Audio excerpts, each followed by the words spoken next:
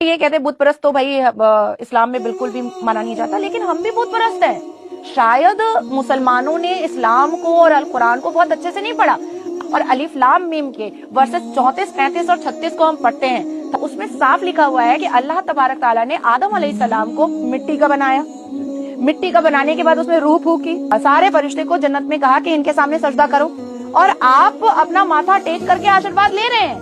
تو ہم بھی تو آدم کے سامنے جھکے ہیں، وہ بھی تو مٹی کے تھے. اور ہم نے ہر امت میں کوئی پیغمبر بھیجا کہ اللہ ہی کی عبادت کرو اور بتوں کی پرستش سے اجتناب کرو. تو ان میں بعض ایسے ہیں جن کو اللہ نے ہدایت دی، اور بعض ایسے ہیں جن پر گمراہی ثابت ہوئی. سو زمین میں چل پھر کر دیکھ لو کہ جھٹلانے والوں کا انجام کیسا ہوا. اے پیغمبر صلی اللہ علیہ وآلہ وسلم، کہہ دو کہ اے کافرو، جن بتوں کو تم پوجتے ہو ان کو میں نہیں پوجتا، اور جس معبود کی میں عبادت کرتا ہوں اس کی تم عبادت نہیں کرتے.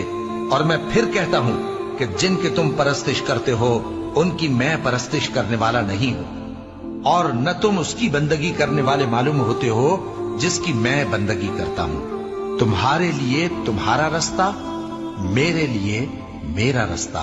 کہہ دو کہ مجھے میرے پروردگار نے سیدھا رستہ دکھا دیا ہے، یعنی دین صحیح، طریقہ ابراہیم کا، جو ایک اللہ ہی کے ہو رہے تھے اور مشرکوں میں سے نہ تھے.